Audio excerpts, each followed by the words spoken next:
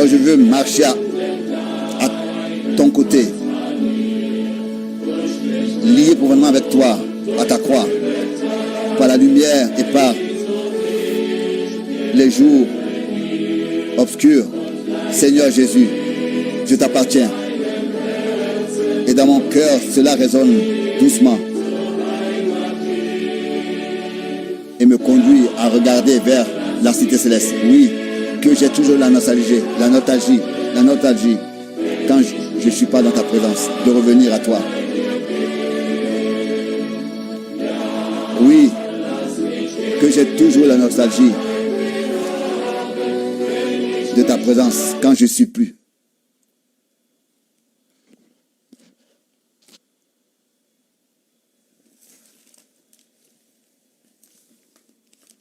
Für seine Treue. Nous sommes reconnaissants pour sa fidélité. Qui peut se mettre avec des paroles? Qui peut décrire ce que nous avons reçu? Si ce n'est que Dieu, vraiment par révélation, nous montre ce qui s'est passé pour nous. Nous aurons la foi alors pour ce qui va se passer encore. Si la première chose n'est pas présente, nous allons manquer pour la deuxième chose. Je veux donner un exemple.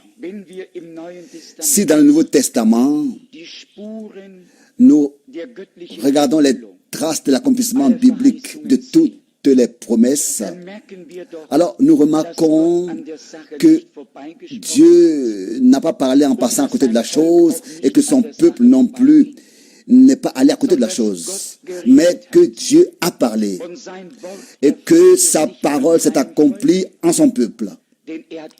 Car il nous a adressé la parole. C'est à nous qu'il parle. Il peut parler en général. Mais écoutez, seulement ceux vont le faire, seulement ceux qui sont de Dieu. Ça, les Saintes Écritures le disent dans l'évangile de Jean, au chapitre 8. Celui qui n'est pas de Dieu n'écoute pas la parole de Dieu. Et tous ceux qui sont de Dieu écoutent la parole de Dieu. Comme déjà dit, je n'ai pas eu de temps de regarder dans la Bible et je suis reconnaissant pour cela. Elle est pleine de témoignages vivants concernant ce que Dieu a fait. Et cela ne sera pas difficile pour nous, avec l'aide de Dieu, de prendre quelques exemples. Aussi, dans le Nouveau Testament, il y a eu des hommes par lesquels Dieu faisait l'histoire du salut. Comme remarqué, annoncé à l'avance, cela avait été déjà dans l'Ancien Testament, mais subitement, l'accomplissement vint. Combien de temps Ésaïe était écrit? Ésaïe 40 à partir du verset 1. Peut-être 810 ans. Combien était écrit? Combien de temps était écrit Malachie? Chapitre 3, verset 1.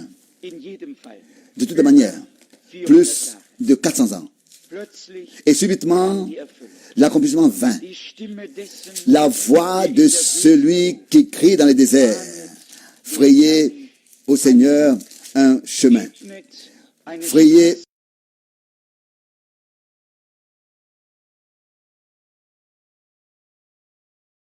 Subitement, c'est accompli.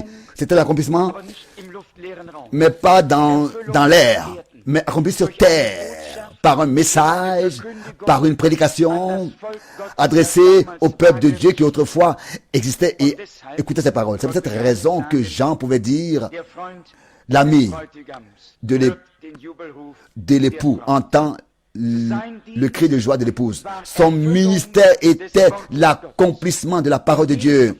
Et c'est en relation avec cela que son ministère était une partie ferme de l'histoire du salut, qui, ici sur cette terre, prend son cours. Qu'est-ce que c'était avec le ministère de notre Seigneur lui-même? Ésaïe 35. Vous pouvez le lire, que quand il viendra, les aveugles retrouveront la vue, les boiteux marcheront, etc. Pour que s'accomplisse ce qui est écrit. tout dans le Nouveau Testament est l'accomplissement de ce que Dieu, dans l'Ancien Testament, avait annoncé à l'avance. Peut-être nous allons venir à parler de ça, et cela va jusqu'à dans notre temps. Dans l'évangile de Jean, au 1er chapitre, Jean, on lui a posé la question, je vais lire seulement, pour fortifier notre foi, pas seulement pour une raison pour que nous puissions, pas seulement pour que nous puissions comprendre que Dieu a fait quelque chose autrefois, mais que nous puissions, parce que Dieu a fait autrefois, puiser la foi que Dieu aujourd'hui, de la même manière comme autrefois, accomplit sa parole de la promesse. Et si aujourd'hui, en tant que son peuple, nous sommes ici sur cette terre, alors nous devons de la même manière avoir part à l'accomplissement de cette parole de Dieu promise. Cette parole, cet après-midi, m'a beaucoup fortifié.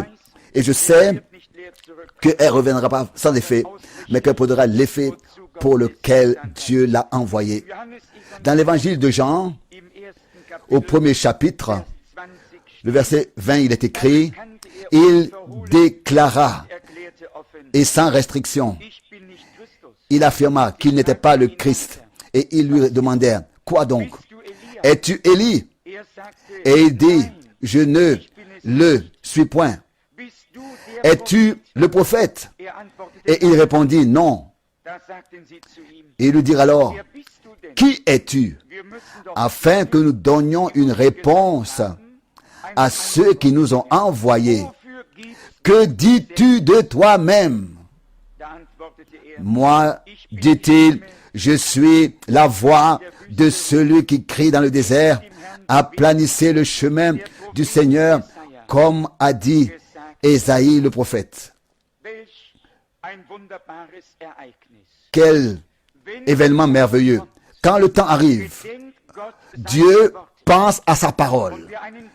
Et celui qui a un ministère à exécuter sait de quoi il s'agit dans son ministère. Jean n'était pas Christ. Il n'était pas le prophète dont Moïse disait, un prophète comme moi, Dieu en suscitera du milieu de votre frère, vous devez l'écouter. Mais il était le précurseur, la voix de celui qui a crié dans le désert, préparez le chemin du Seigneur. Pour que l'écriture s'accomplisse. Tout s'est accompli, tout avait lieu pour que la parole de Dieu, ici sur cette terre, s'accomplisse. C'est ainsi que c'était, c'est ainsi que c'est, et c'est ainsi que ça reste, ce que ça demeure. Matthieu chapitre 1. Ce sont tous des écritures connues, malgré tout, qu'elles devraient nous fortifier. Verset 22. Matthieu 1, verset 22. Tout cela arriva afin que s'accomplisse ce que le Seigneur avait annoncé par le prophète.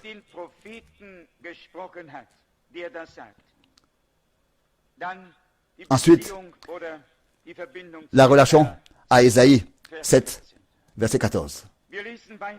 Nous continuons à lire au chapitre 2, verset 5.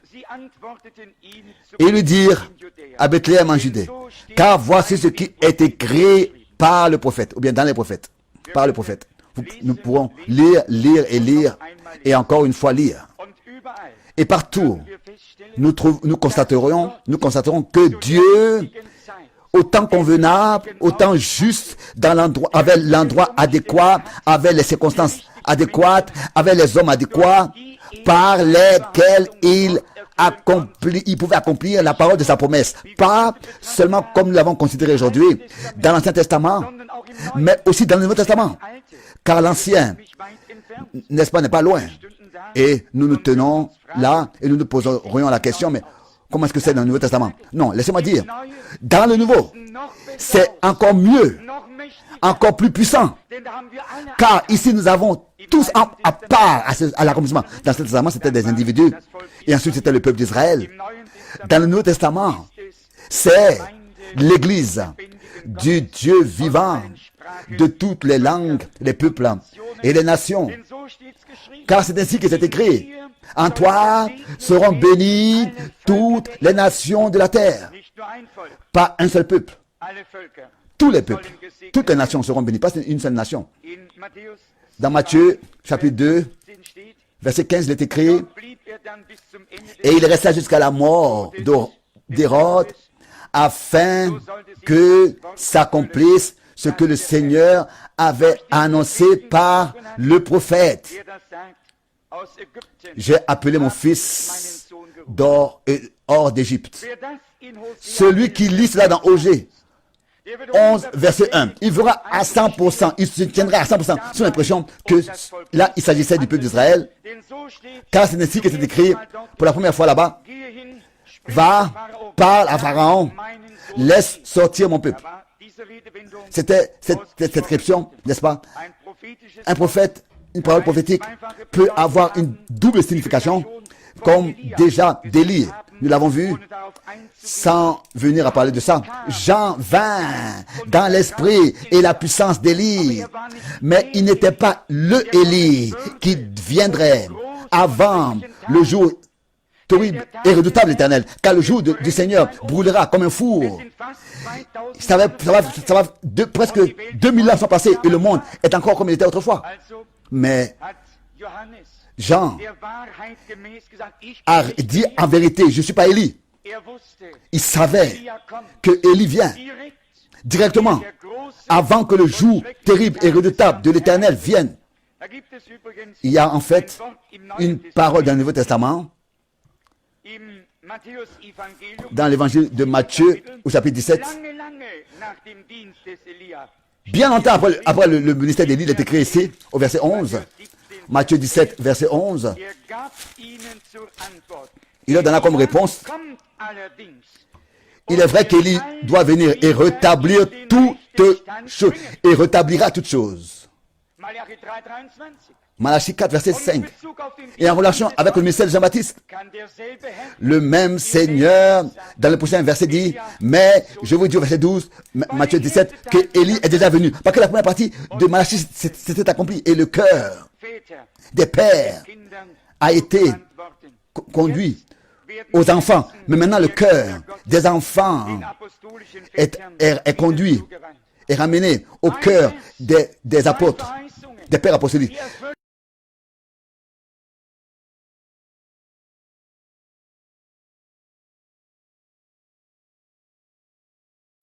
Une parole, mais deux accomplissements. Et l'accomplissement est séparé de 2000 ans l'un à l'autre. Dieu autrefois avec un messager et un message. Dieu a maintenant un messager et un message. Il avait autrefois un peuple, il a aujourd'hui un peuple. Il a aujourd'hui des hommes qui reconnaissent cela. Il avait autrefois des hommes qui le reconnaissaient. Et ce qui est bien, c'est que Dieu accorde toujours la clarté. Toujours. La chose merveilleuse en Dieu, c'est qu'auprès de lui, il n'y a pas d'obscurité. Il n'y a pas d'obscurité. Tout est absolument clair et vrai. Et c'est peut-être raison que sa parole est seulement claire pour son peuple. Les autres disent, oui, mais ici il est écrit comme ça, ici il est écrit comme ça. Et ils s'accrochent derrière ces choses derrière, sans être conduits par le Saint-Esprit dans toute la vérité. Non. Ici, il est écrit clairement. Il répondit, au verset 11, Matthieu 17, il est vrai qu'Élie doit venir et rétablira toutes choses. Il est vrai qu'Élie vient et rétablira toutes choses. Et celui qui est vraiment sincère et humble, il lira, reconnaîtra que dans Malachie 3, au verset 1, avec le premier verset, c'est le ministère de Jean-Baptiste. Et après cette partie, dans le chapitre 4, verset 5 en français, il ramènera le cœur des pères aux enfants. Ça, c'était Jean-Baptiste. Avec cela, son ministère était accompli. Voici, je vous envoie mon messager devant ma face. Et je vais vous le lire. Pour que vous puissiez voir. Je ne suis pas préparé à cela, mais dans la parole de Dieu, il est écrit tout. Ça doit être dans Marc 1, si ce n'était pas là, nous allons chercher. Marc, chapitre 1. Ici, il est écrit, à partir du verset 1. Commencement de l'évangile de Jésus-Christ, Fils de Dieu. Commencement de l'évangile de Jésus-Christ. Selon ce qui est écrit dans Ésaïe, le prophète. Selon ce qu'il est écrit dans Ésaïe, le prophète. Voici, j'envoie devant toi mon messager qui préparera ton chemin. Ça, c'est clair. C'est Malachie 3, verset 1. Comme deuxième chose, c'est la voix de celui qui crie dans les déserts. Préparez le chemin du Seigneur. Aplanissez ses sentiers. Ça, c'est clairement Ésaïe 40, verset 3. Personne ne peut résister, peut contredire cela. Celui qui, avec succès, peut contredire la parole, il n'est pas encore né. Et celui qui est né de nouveau, il ne peut pas résister à la parole de Dieu. Celui qui est né de nouveau, il a la relation et la compréhension pour la parole de Dieu. Et dans son cœur, c'est Amen, Amen, Amen. Et je suis sûr que je ne me trompe pas. Je suis sûr que vous tous, encore ce matin, souvent dans votre cœur, vous avez dit Amen. Sans inquiéter, n'est-ce pas, oui ou non? Mais ce serait bien sûr, vous pouvez aussi l'entendre. Pas seulement dans votre cœur. Car les chaises peuvent pas le dire. Il faut que ce soit ceux qui sont assis sur les chaises qui vraiment disent Amen. Quand quelque chose de bien vient, et cela m'a touché, alors à qui ça nuira de dire Amen? Ce sera la reconnaissance qui est dans votre cœur. Seulement, peut-être encore plus de reconnaissance qui apparaîtrait.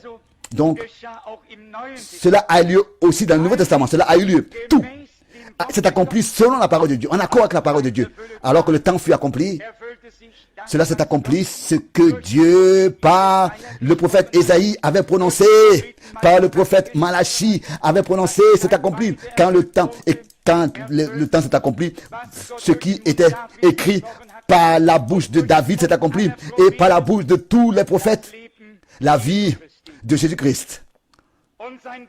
Et son ministère, ses souffrances, sa mort, son ensevelissement, sa résurrection, sa montée au ciel, tout était l'accomplissement des Écritures.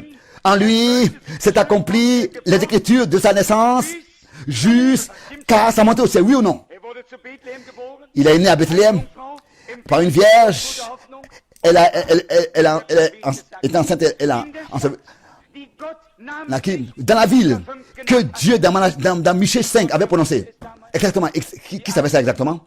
Les vieux, les jeunes bergers. Pourquoi ils le savaient? Parce que Dieu leur avait, Dieu des cieux, laissé dire ça. Et qui ne savait pas ça? Les scribes pharisiens. Ils ont pris les livres et ils ont rendu difficile la vie au Seigneur. N'est-ce pas? Ce n'est pas ceux qui ont faim et soif de la justice qui affligent le ministère. Ce sont les scribes pharisiens. Mais ils n'ont pas de relation à la parole de Dieu. Notre Seigneur était l'accomplissement de sa parole. Et il a vécu l'accomplissement de sa parole en lui-même. De sa naissance jusqu'à sa montée au ciel. Car c'est ainsi que c'est écrit. Dieu est monté sous des cris de triomphe. Au retentissement des trompettes, c'est écrit. Ouvrez-vous, vous, vieux portail, et laissez entrer le roi. Qui est ce roi? Le Seigneur Sébaoth, le Dieu puissant dans la bataille. Ouvrez-vous, vous, vieille portail, et laissez entrer le roi. C'est ainsi que c'est écrit. C'est accompli. La parole de Dieu s'est accomplie en Jésus-Christ, la tête et le chef de l'Église et le Rédempteur. Maintenant, c'est à nous. Et je vous pose la question aujourd'hui. Et je vous demande aussi de prendre ça au sérieux. Nous voyons que le Seigneur a appelé 12 disciples, il leur a donné des ordres, et ce qu'il leur disait s'est accompli.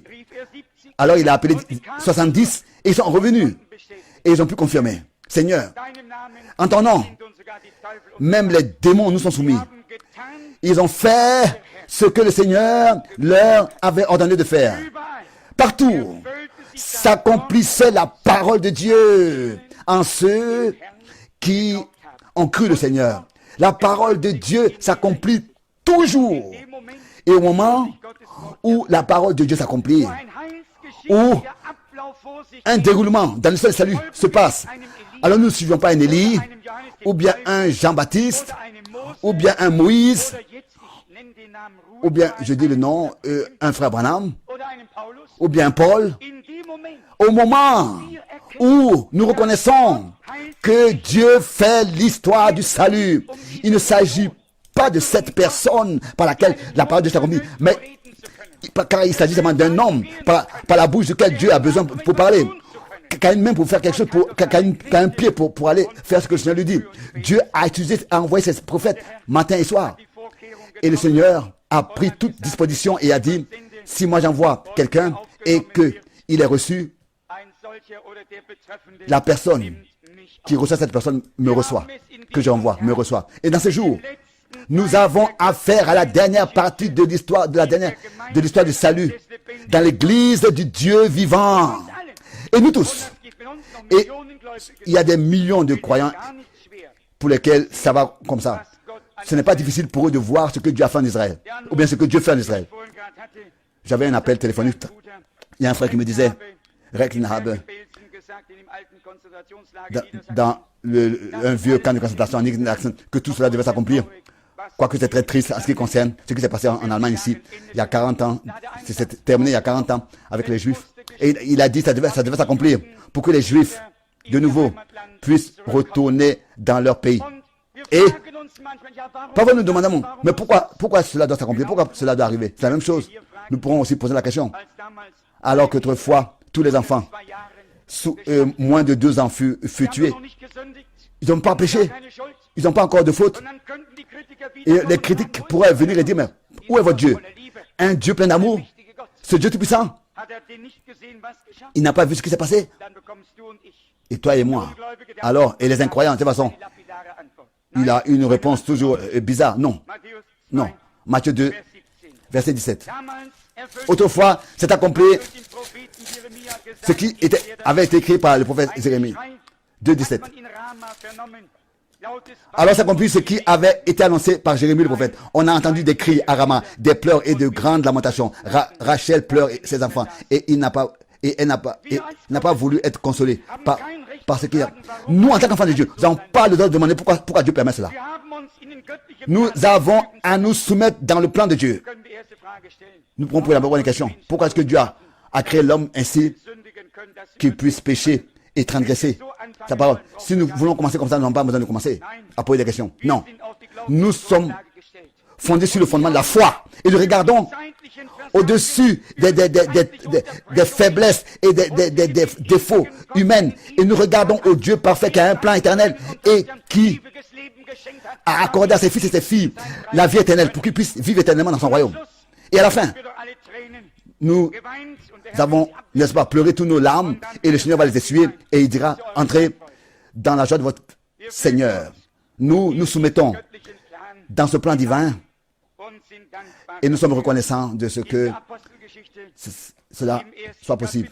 Dans Actes des Apôtres chapitre 1, Paul directement a commencé pour montrer que tout devait s'accomplir comme c'était écrit. Actes des Apôtres chapitre 1, verset 16. Ici il est écrit, homme frère, il fallait que s'accomplisse ce que le Saint-Esprit, chapitre 1, verset 16, il a dit, annoncé d'avance par la bouche de David. La parole de l'Écriture devait s'accomplir. Il fallait que s'accomplisse ce que le Saint-Esprit de l'Écriture a dit. Déjà par ce que le Seigneur avait laissé prononcer par Moïse sur le peuple d'Israël, qui s'est éparpillé sur toute la terre et que l'épée sera derrière eux. Et autrefois, alors qu'ils regardaient sur Jérusalem et pleuraient et disaient combien de fois j'ai voulu vous rassembler comme une poule rassemble ses poussins, et maintenant votre maison va être laissée déserte et pas une seule pierre restera sur l'autre. Et il a dit, quand vous verrez que des armées vous entourent, alors que ceux qui sont en Judée ne repartent plus à la maison pour chercher quelque chose, mais s'enfuir, car ce sont les jours de la visitation divine. Il y a 2 choses de visitation de Dieu, 2 choses. Une visitation divine en ceux et avec qui croient, et une visitation de grâce divine. Celui qui n'accepte pas la visitation divine de la grâce de Dieu va devoir accepter la visitation de destruction. Ça, c'est la justice de Dieu qui existe là. Nous voyons tout cela. Nous voyons au-delà de cette période et voyons ce que Dieu a fait. Et nous entrons en nous-mêmes et comprenons que dans ces jours, aujourd'hui, il a fait aussi quelque chose. Et c'est justement ça, cette réalité divine, est, n'est-ce pas, à laquelle nous pouvons nous accrocher et mettre de nouveau nos doigts sur une écriture et dire, aujourd'hui s'accomplit devant nos yeux, ou bien parmi nous, ou bien en Israël, ce qui est écrit dans les prophètes, ou bien dans le Nouveau, ou bien dans l'Ancien Testament. Pour nous, chaque fois, ça fortifie notre foi, à laquelle nous sommes, n'est-ce pas, dépendants. Il n'y a pas un croyant qui serait assez fort et qui n'aurait pas besoin d'être fortifié. Ou bien un croyant qui est toujours plein de consolation, d'une manière qui n'a jamais besoin d'être consolé. Celui qui pense d'avoir déjà tout, peut-être qu'il n'aura même pas reconnu que tout lui manque. Car c'est ainsi que c'est écrit dans l'Apocalypse, au chapitre 3. Tu dis, je suis riche, j'ai besoin de rien, sans même avoir rien du tout. Non. Nous reconnaissons notre état et nous reconnaissons aussi la puissance de Dieu et les promesses que le Seigneur, par sa grâce, a données. Ce qu'il a promis, il l'accomplit. Ça, c'est sûr. Chapitre 2, on peut l'ouvrir dans Actes des Apôtres. Nous ne pouvons pas lire tous les versets. Mais Jean, n'est-ce pas, dans sa prédication, a dit très clairement, je vous baptise d'eau pour la repentance, mais celui qui vient après moi vous baptisera d'esprit et de feu. Et avec cela, il s'est référé seulement à la parole que Pierre ici, à laquelle Pierre ici se réfère. C'est-à-dire Joël chapitre 2, verset 28 en français. Dans les derniers jours, dit Dieu, je reprendrai de mon esprit sur toute chair. Vous pouvez le lire. Actes des Apôtres, chapitre 2, versets 16 et 17. Partout, l'accomplissement des Saintes Écritures. Ici, j'ai lu cette parole, ou bien on peut encore regarder dans Actes des Apôtres 13, ou bien 15, où vous pouvez lire partout, l'accomplissement des Écritures. Actes des Apôtres, chapitre 13. Là, il y a beaucoup de versets qui pourraient être lus. Ici, il y a le verset du psaume 22 et d'autres versets d'écriture. Mais ensuite, nous venons au verset 47. Actes des Apôtres 13, verset 47. Car ainsi nous l'a ordonné le Seigneur. Je t'ai établi pour être la lumière des nations, pour porter le salut jusqu'aux extrémités de la terre. Quand les païens se réjouissaient en entendant cela, ils glorifiaient la parole du Seigneur et tous ceux qui étaient destinés à la vie éternelle crurent. Qu'est-ce que c'était? Subitement, quand le changement, le temps est arrivé et que la parole du peuple d'Israël devait aller aux païens, aux nations, il y a eu un homme de Dieu qui par le Saint-Esprit lui a été montré que c'est l'heure. C'est le jour. Dieu a ouvert la porte des païens. Et nous voyons que Pierre, dans la maison de Corneille, a, n'est-ce pas, a appris cette grande leçon. Il était, n'est-ce pas, un vrai juif. Quand Paul était venu, il s'était retiré pour ne pas avoir de communion avec ceux des païens pendant le repas, comme Paul aux Galatiens l'écrit. Et ensuite, il vient contre lui et dit, mais toi qui es un juif, tu veux être un juif. Un moment, s'il te plaît. C'est pas possible de vivre comme ça. Et plus tard, le même Pierre dit, dans Actes des Apôtres, chapitre 15, Actes des Apôtres, chapitre 15, ici il est écrit, oui, verset 7, une grande discussion s'était engarée. Pierre se leva et leur dit, hommes, frères, vous savez que dès longtemps Dieu a fait un choix parmi vous afin que par ma bouche les païens entendent la parole de l'évangile et qu'ils croient. Vous pouvez plus tard lire comment est-ce que Jacques prend la parole à partir du verset 13. Lorsqu'ils eurent cessé de parler, Jacques prit la parole et dit, hommes, frères, écoutez-moi. Simon a raconté comment Dieu a d'abord jeté les regards sur les nations pour choisir du milieu d'elles un peuple qui porte son nom. Et avec cela s'accordent les paroles des prophètes, selon qu'il est écrit. Selon qu'il est écrit, Après cela, je reviendrai et je relèverai de sa chute la tente de David. J'en reparerai les ruines et je la redresserai. Pourquoi? Afin que le reste des nations... Pourquoi? Afin que les Écritures s'accomplissent. Dieu a ouvert la porte des païens, car c'est ainsi que c'est écrit dans le prophète Osée. Vous qui n'étiez pas mon peuple, vous serez appelés. Vous qui n'étiez pas, vous serez appelés fils du Dieu vivant. Vous qui ne m'avez pas cherché. De vous, je me suis laissé trouver. Il y avait assez de promesses. C'est peut-être raison que le Seigneur pouvait dans l'ordre missionnaire, et cela se diffère des deux premiers ordres, au 12 et ensuite au 70, alors que le Seigneur avait parlé au 12, et il disait, n'entreprenez pas le voyage, n'allez pas aux païens, je vous envoie aux brebis perdues d'Israël. Et notre Seigneur ressuscité, après qu'il avait ses disciples devant lui, et qu'il donna l'ordre missionnaire, il a dit, allez dans le monde entier et prêchez l'évangile à toute la création. Et celui qui croit et qui se laisse baptiser sera sauvé. Il n'y avait plus de limite, pas seulement aux brebis perdues d'Israël, mais au monde entier. Car le monde entier doit voir le salut de notre Dieu. Et le monde entier a vu le salut de notre Dieu. Donc, partout, l'accomplissement des Écritures est visible. Et celui qui a trouvé grâce devant Dieu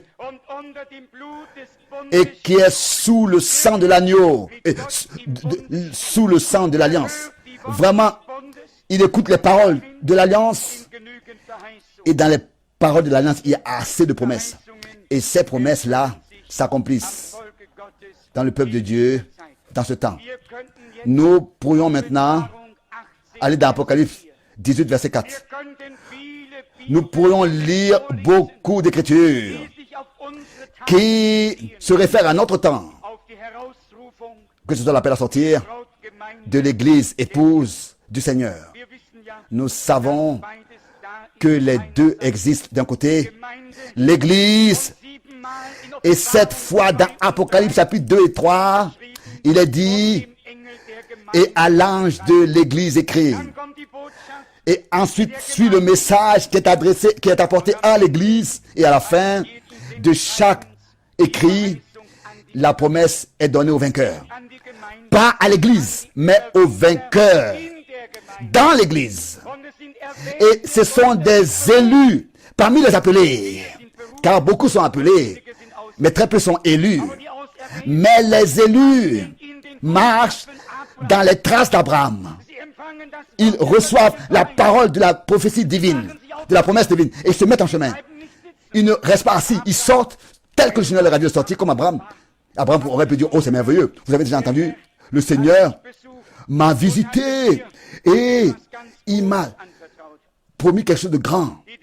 Il m'a confié quelque chose. Les choses que Dieu nous confie ne sont pas là pour que nous puissions rester assis où nous sommes. Au moment où la parole de la promesse divine est adressée à la semence de Dieu, l'appel retentit, sors, lève-toi, sors de ta...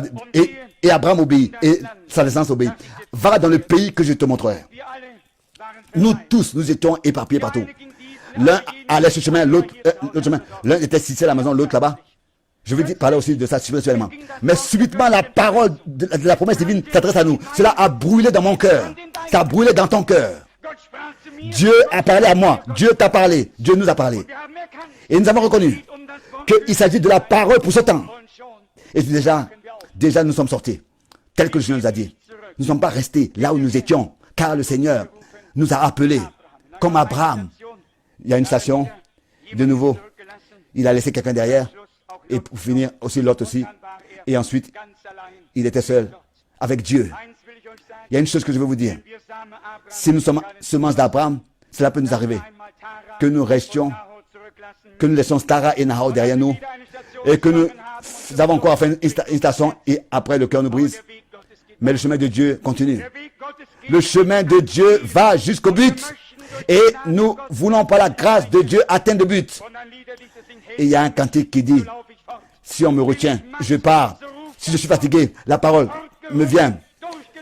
Persévérer, demeurer dans la patience, dans la prière, jusqu'à atteindre le but. Paul pouvait dire, j'ai atteint le but.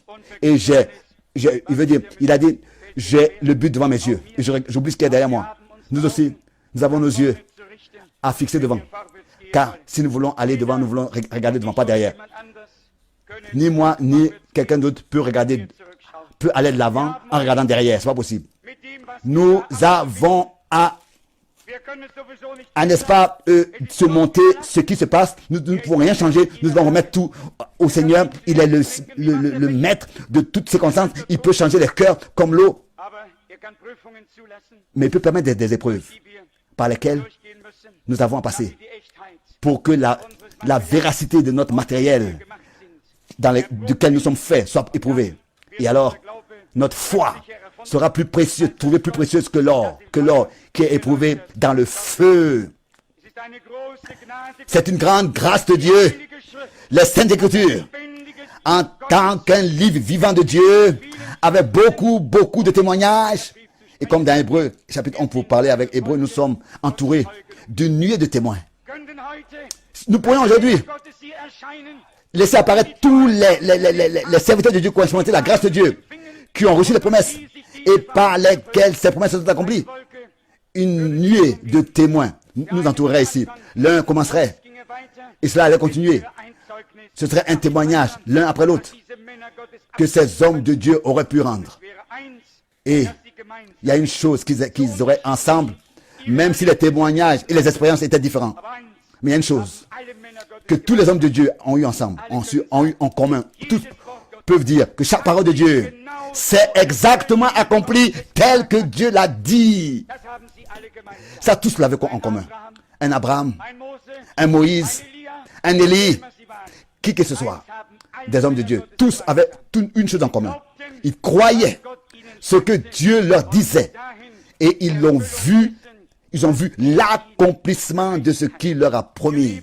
Nous vivons, c'est ainsi que nous reconnaissons en raison de la parole de Dieu dans ces derniers jours, que nous voyons que les Saintes Écritures, de toutes sortes de manières, s'accomplissent.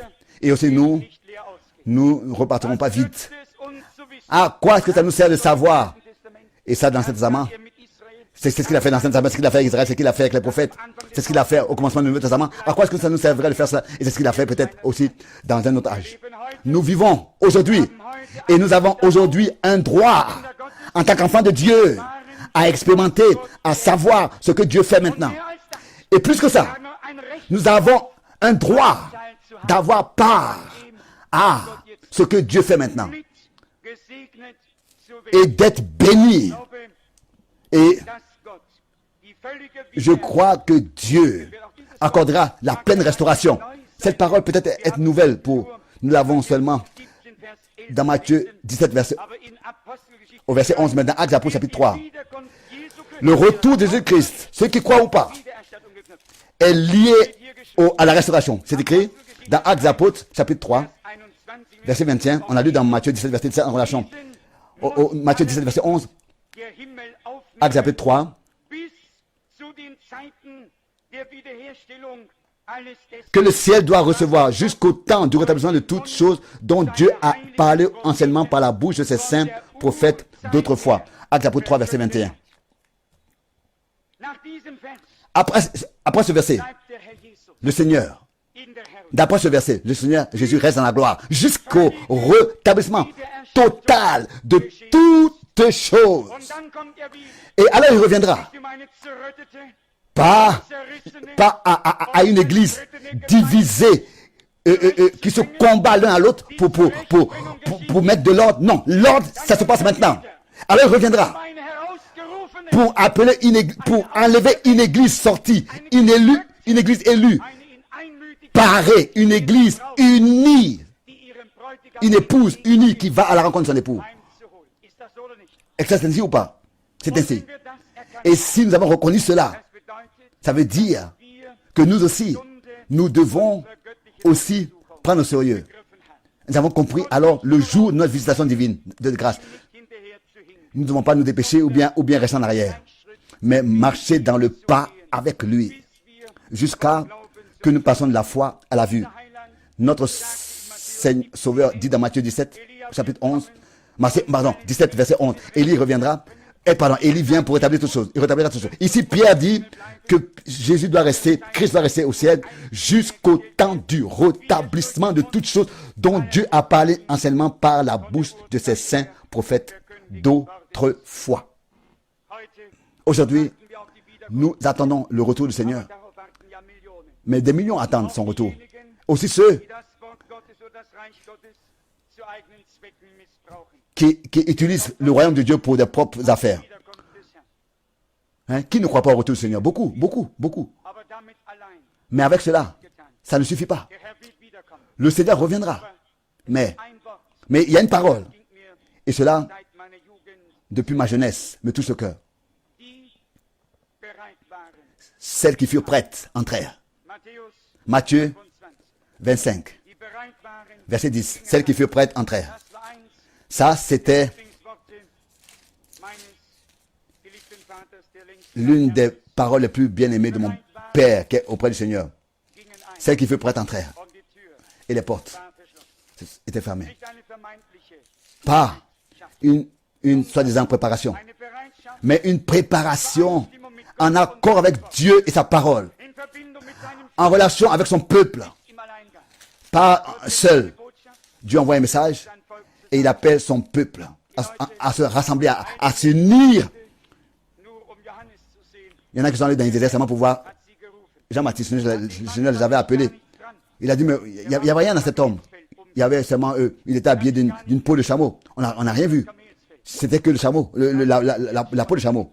Aujourd'hui, peut-être même que les gens se moqueraient. Mais il y a eu des hommes qui ne se sont pas heurtés à cela. Ils ont été attirés. Ils ont été attirés. Et ils ont écouté un message divin. Ils se sont laissés préparer. Ils ont cru. La même chose se passe aujourd'hui. Et celui qui pense que nous suivons un Paul, ou bien un frère Branham, ou bien un Moïse, ou bien un Abraham, non. Nous suivons le Seigneur. Mais nous sommes reconnaissants pour de tels témoins fidèles qui ont un vrai ministère, un vrai appel divin, un mandat dans l'histoire du salut de Dieu. Et tous les religieux qui disent, mais si j'ai Christ, moi je n'ai pas besoin de prophète. Et même celui qui l'envoie. Ah là, je ferai attention. Là, je ferai attention. La même chose. Je pourrais vous lire dans l'évangile de Luc. Vous savez, je ne me suis pas préparé. C'est pour cette raison que personne peut m'en vouloir. Ou bien de vouloir dire que oui, c'est de moi qui veut parler. C'est de nous que Dieu veut parler de toute façon, dans chaque réunion. Il y a toujours des hommes autrefois dont il était décrié. Pour leur personne, ils ont rejeté le dessein du salut de Dieu parce qu'ils se sont, en se laissant pas baptiser du baptême de Jean-Baptiste. Je l'ai écrit dans la brochure qui va sortir sur le baptême. Aujourd'hui, il y en a qui disent, je suis baptisé de telle manière, et ils ne se laissent pas rebaptiser au nom de Seigneur Jésus-Christ, comme tous les apôtres ont baptisé, tous les hommes de Dieu ont baptisé. Hein? Ils se laissent baptiser comme la Trinité. Et de cette manière, ils rejettent le dessein du salut. Ils peuvent dire à 100%, Seigneur, je t'aime, etc. Mais c'est un mensonge. Ils ont menti 100 fois. Notre Seigneur a dit, celui qui m'aime gardera ma parole. Et je l'aimerai et je me révélerai à lui. Et si nous l'aimons et qu'il se révèle à nous, alors nous avons la même révélation que Pierre avait, Paul, Jean et tous les serviteurs de Dieu avaient. Car Dieu ne peut pas parler et être en contradiction avec lui-même. La lettre, selon la lettre, tout le monde a raison. Mais selon l'Esprit de Dieu, seulement ceux-là ont raison qui sont en accord vraiment avec la parole de Dieu. Comme par l'Esprit, ça a été révélé et employé dans la pratique. Toutes les promesses de Dieu du Nouveau Testament se sont accomplies. Dans le Nouveau Testament, se sont accomplies. Celles qui sont derrière nous déjà et celles qui sont encore devant nous pour le temps vont s'accomplir à 100%. Parce que la sainte bouche de Dieu a parlé, nous pouvons à 100% nous attendre à son accomplissement. Tous arrivent tel qu'il a dit. Notre désir consiste à ce que nous ayons part à ce que Dieu fait maintenant. Pas marcher dans nos propres voies, dans nos propres vouloirs. Oh, si nous pouvions arrêter avec nos propres œuvres, alors nous nous reposerions dans l'œuvre de Dieu et nous verrions l'effet de tout ce qu'il a promis. Jean avait expérimenté les paroles qui s'étaient accomplies en lui, qui faisaient référence à lui et à son ministère. Jésus-Christ, notre Seigneur et Rédempteur et Sauveur, a vu toutes les Écritures qui se référaient à lui s'accomplir en lui. Jusqu'à la dernière, toutes les paroles qui sont écrites comme promesses qui ont été données à l'Église doivent et vont s'accomplir en elle. On peut comprendre le commencement et nous verrons ici ça s'est accompli, ici c'est accompli, tout s'est accompli. Bien ordonné, redonné. Est-ce que le même Dieu qui a fait de cette manière le commencement du Nouveau Testament en accord avec les paroles prophétiques exactement à 100%, le même Dieu qui a laissé accomplir sa parole à 100%, est-ce qu'il ne devrait pas être capable maintenant à la fin d'accomplir les promesses qui restent encore à s'accomplir, et cela exactement tel qu'il a prononcé à 100%. Alors là, parfois je peux entendre quelqu'un dire dans l'incrédulité, et dire qui pensent en eux-mêmes, oui, si Moïse était ici, alors nous pourrions croire, moi aussi. Et si Abraham était ici, etc., nous pourrions croire, oui, moi aussi. Oui, je peux bien me joindre à vous. Oui, même si Paul était ici, on aurait pu, n'est-ce pas, nous abandonner en lui. On peut continuer encore, citer d'autres hommes de Dieu, c'est bien. Mais si de tels hommes étaient ici, oh, nous abandonnerons en lui, nous serions abandonnés. Nous abandonner à un homme, même si c'était Paul. Ne t'abandonne pas, ne te confie pas à la chair et au sang et à ta compréhension. Confie-toi en Dieu. Nous avons à faire confiance à Dieu. Même si Moïse est ici, je ne veux pas l'amener, je ne veux pas le faire, le ramener. Mais si le Dieu de Moïse est ici, alors tout est ici, ce dont nous avons besoin. Je ne peux pas non plus ramener ici Abraham. Mais si le Dieu d'Abraham est ici, alors nous avons tout ce dont nous avons besoin. Oh, comme je me souhaiterais que Pierre serait ici, n'est-ce pas? 100%. Il y en a. Je pourrais m'asseoir et dire, bien Dieu, je te remercie, grand Dieu. Je voulais arrêter depuis longtemps de prêcher. Et je me laisserai bénir, n'est-ce pas? De Dieu, bien sûr, de bien, du ciel. Ça, nous voulons faire la différence, clairement. Nous ne sommes pas un esprit catholique, mais l'esprit de Dieu. Nous ne croyons pas à un homme qui vient faire Sorbig Orbi. Non. Nous croyons à la bénédiction du Dieu vivant. Et ça, c'est la bénédiction que Abraham, Isaac et Jacob, en raison de la promesse, ont reçue. Et que tous les hommes de Dieu ont reçu. Parce qu'ils croyaient Dieu. Alors, ne m'en voulez pas, mais comment est-ce que je souhaiterais que Frère Branham soit encore là? C'est parce que je donnerais pour que cela soit possible. Mais Dieu l'a repris. Mon cœur était déchiré. Quand j'ai pu regarder, j'étais au premier rang, comment est-ce que son cercueil était en train d'être enseveli. Mon cœur était déchiré. J'ai crié, j'ai pleuré, j'ai cherché la face de Dieu. Je ne savais pas ce que je devais penser.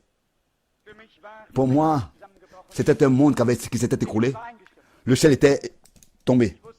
Pour moi, je ne savais pas ce que je devais faire. Comme je souhaiterais qu'il soit ici, je voulais dire une chose. Lui aussi, il pouvait seulement faire là où les hommes avaient cru. Il pouvait seulement, s'il était ici, on le critiquerait comme les uns le critiqueraient, les autres croiraient. Il y a eu toujours une division parmi le peuple de Dieu. Et vous savez, cela existe dans le domaine politique, dans le domaine, dans le monde, dans le religieux, dans les religions. Il y a eu des hommes, il y a des hommes qui ont aimé le Seigneur profondément de tout leur cœur. Il y a eu des hommes qui l'ont haï de tout leur cœur. La même personne. haï et aimé. Parlait aimer des uns, haï des autres. Dans une prédication que j'ai écoutée ce matin, frère Branham demandait, ou bien alors citait la parole. Les hommes ont demandé autrefois, qui est celui-ci? Pour les uns, il était Belzébus. Pour les autres, il était le fils de David. Et pour les troisièmes, ils ne savaient pas ce qu'ils devaient dire. Ils ont demandé, qui est cet homme? Nous savons qui il est. Laissons-nous porter son opprobre. L'opprobre à cause de sa parole et de son nom. Et lui, jusqu'à la fin, il sera avec nous. Il ira avec nous. Nous sommes reconnaissants à Dieu de ce que le même Seigneur qui était avec tous les prophètes et les apôtres est aujourd'hui encore avec son Église, qui écoute sa parole, qui croit ses promesses et qui lui font confiance et qui sont prêts à marcher avec lui. Il est aujourd'hui ici présent tel qu'il l'a promis dans sa parole. Et c'est ainsi que nous la croyons. Nous voulons lui apporter la reconnaissance que nous lui devons de tout notre cœur. Amen. Nous nous levons pour remercier encore le Seigneur. Seigneur, nous te remercions. Continuons à prier. Nous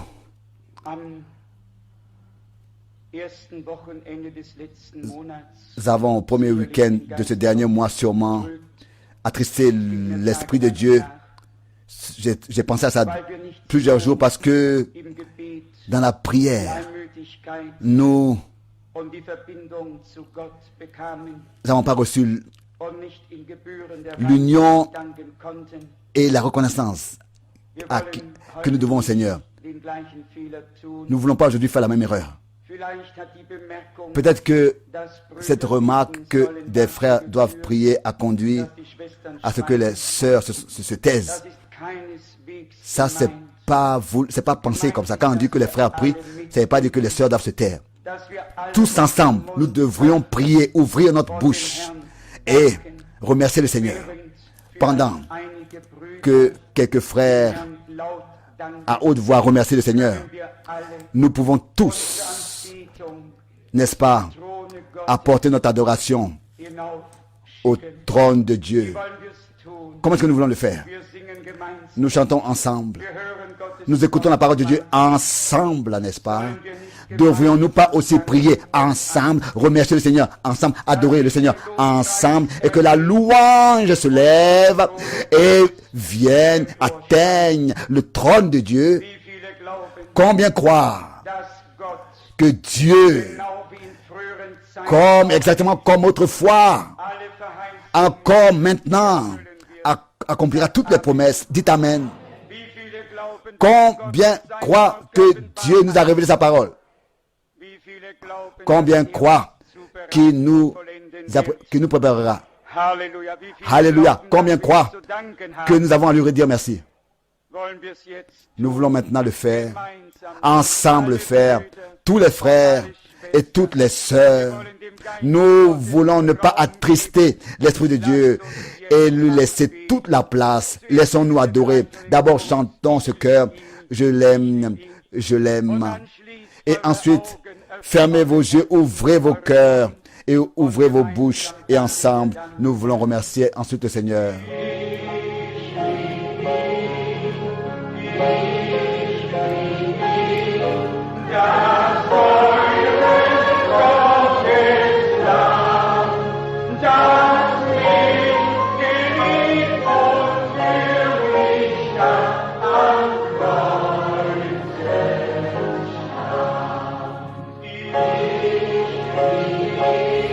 Alléluia.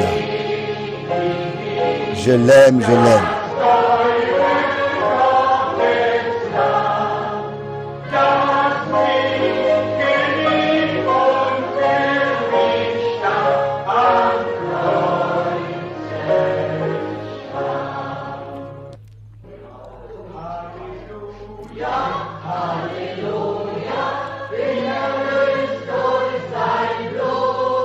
Halleluja, Halleluja, die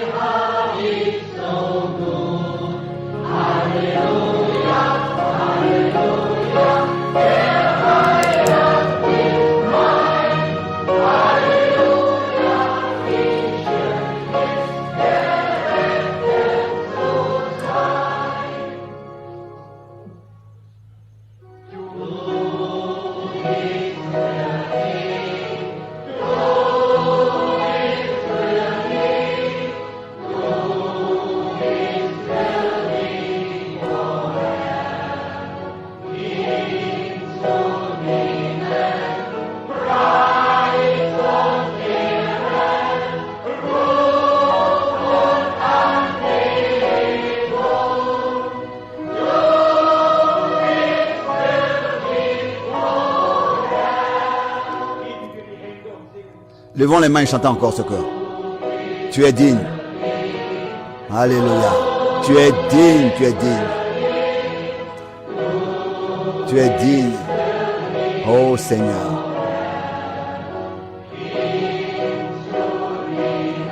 De recevoir gloire et honneur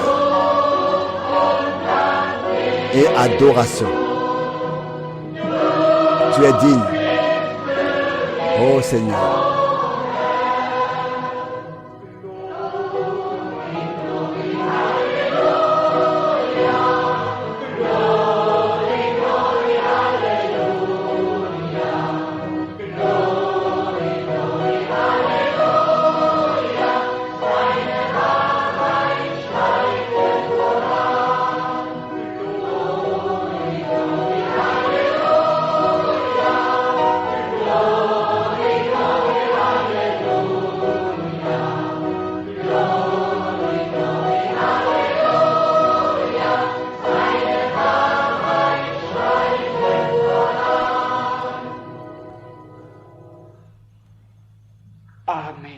Amen.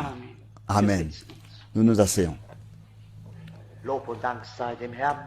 Remercions le Seigneur pour la grâce que nous avons reçue ce week-end.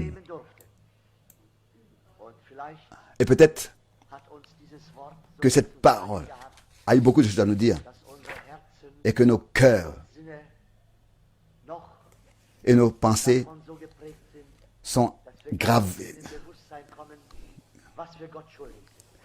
gravés de ça et peut-être ne sont pas conscients encore quelle reconnaissance nous devons à Dieu.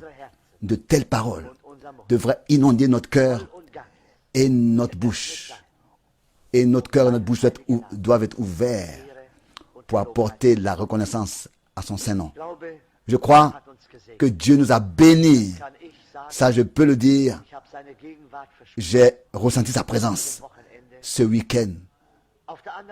D'un autre côté, nous voulons aussi dire que nous ne voulons rien fabriquer de nous-mêmes, produire de nous-mêmes.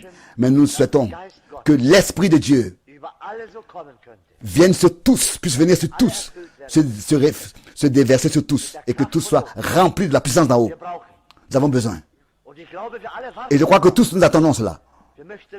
Nous ne voulons rien faire de nous-mêmes. Mais quand cela viendra, alors que ce soit présent, ce soit réel, nous allons le savoir qu'il a donné. Alors chacun saura que Dieu l'a donné. Loué et exalté soit son Saint-Nom.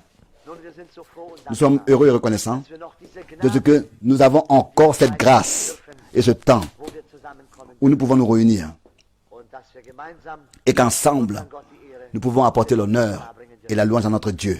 Nous ne savons pas combien de temps encore, combien souvent encore nous pourrons, mais Dieu nous a donné un temps glorieux. Et nous sommes reconnaissants, très reconnaissants. Mais ce temps passera bientôt. Alors, nous passerons de la foi à la vue. Alors nous serons près de lui. Ça, nous ne le disons pas seulement, ça, nous le croyons. Tout a son temps pour lui. Chaque âge, tous les hommes de Dieu, tout a eu son temps. Et ça aussi, ça a son temps.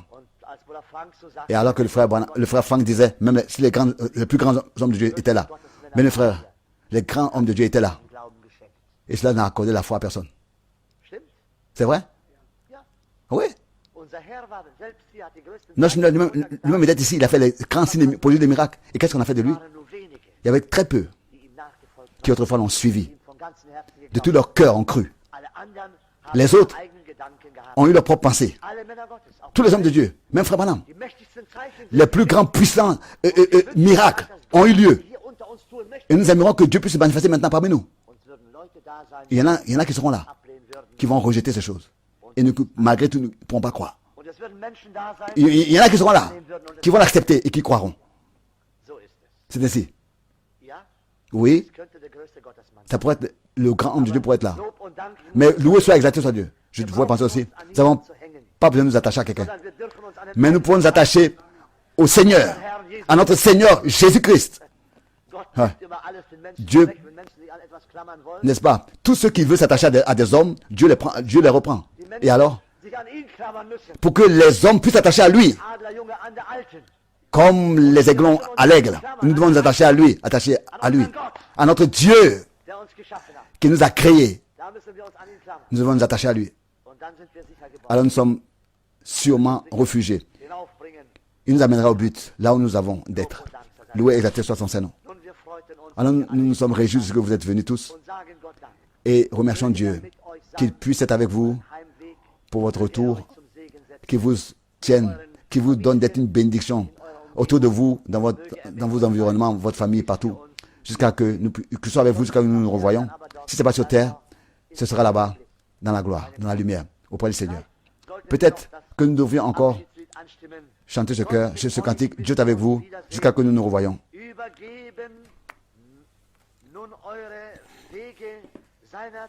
Remettez-lui vos chemins, le berger fidèle vous conduira.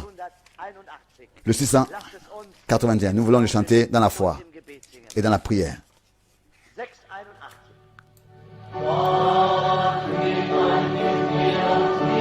Dieu est avec vous jusqu'à ce que nous nous revoyons. Remettez-lui vos chemins. Lui, le berger fidèle qui prend soin de vous.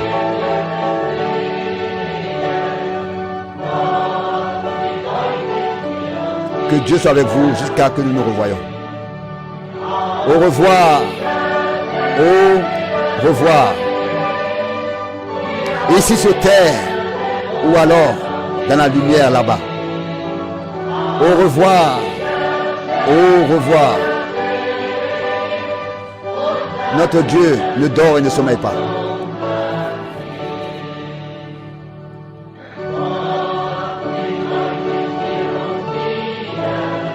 Que Dieu soit avec vous jusqu'à ce que nous nous revoyons. Les yeux de Dieu vous conduira par la joie et la souffrance vous accompagnera. Que Dieu soit avec nous jusqu'à ce que nous nous revoyons. Au revoir. Au revoir.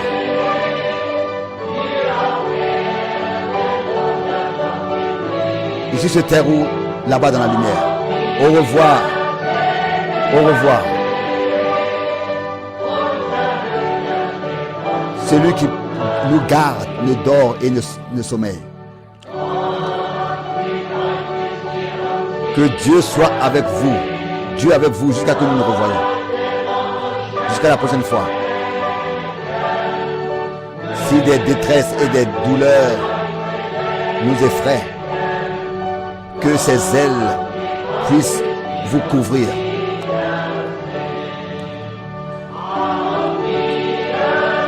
Au revoir, au revoir. À la prochaine fois, ici sur terre ou là-bas dans la lumière. Au revoir, au revoir.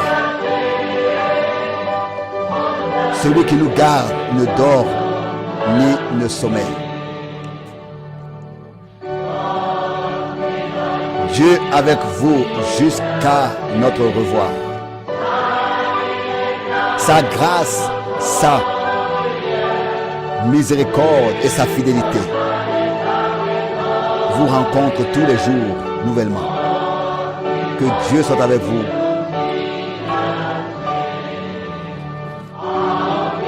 Au revoir. Au revoir. Ici sur terre ou là-bas dans la lumière. Au revoir. Au revoir. Celui qui nous garde, notre gardien, ne dort et ne sommeille. Au revoir.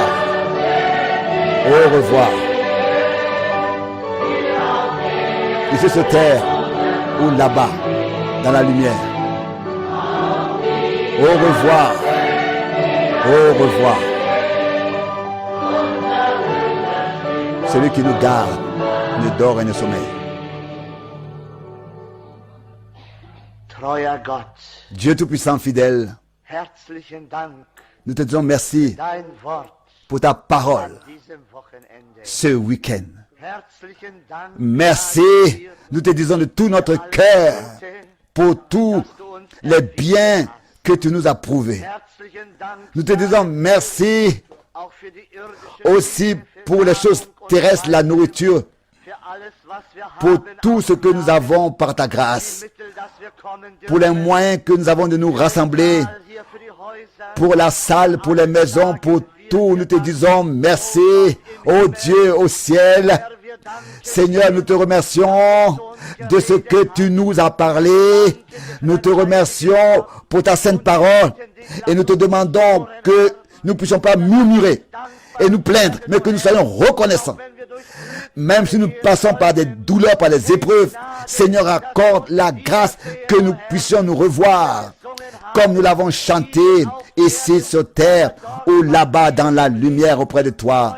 Seigneur Jésus, nous te demandons, sois avec nous, alors que maintenant nous allons nous séparer. Seigneur, nous te demandons aussi pour nos parents, nous te demandons pour tous ceux qui peuvent pas venir et qui ont été empêchés, qui peut-être sont malades, Seigneur. Nous te remettons tout encore entre tes mains. Seigneur Jésus, notre Seigneur et Sauveur, nous te remettons tout entre tes mains.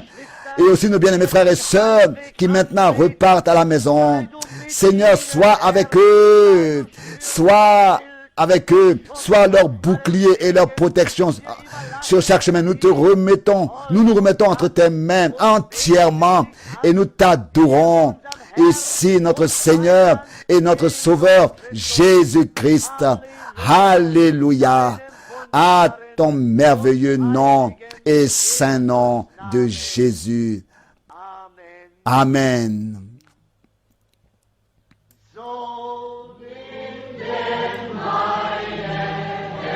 Prends ma main et conduis. Oh, prends ma main et conduis-moi jusqu'à la fin de ma vie. Éternellement. Sans toi, je ne peux pas marcher. Je ne peux faire un pas. Je ne peux faire aucun pas. Je veux qu'aller là où tu vas. Là où tu vas, prends-moi avec toi. Amen.